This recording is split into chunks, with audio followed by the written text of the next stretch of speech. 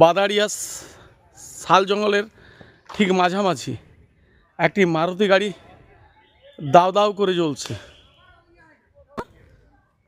আমি ওদিক দিয়ে আসছিলাম, যে একটু একটু গ্যাস গন্ধ আসছিল, দিয়ে একটু দাঁড়িয়ে দেখছিলাম যে কোথা থেকে আসছে গ্যাসটা।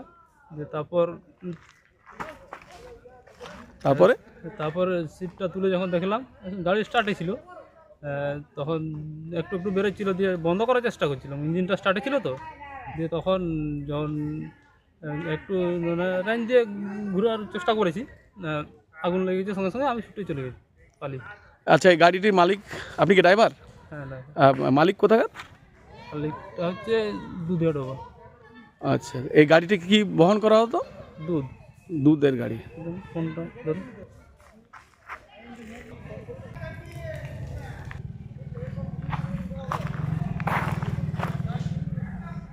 এখনো পর্যন্ত কোনো পুলিশ প্রশাসনের দেখা পায়নি। যারা রাস্তায় পথ চলতি মানুষ ছিলেন তারা উৎসুক মানুষ দুদিকে দাঁড়িয়ে রয়েছেন এখনও আপাতত, যদিও খুব একটা ব্যস্ত রাস্তা নয়, তবে এখন গাড়ি চলাচল দুদিকেই বন্ধ রয়েছে।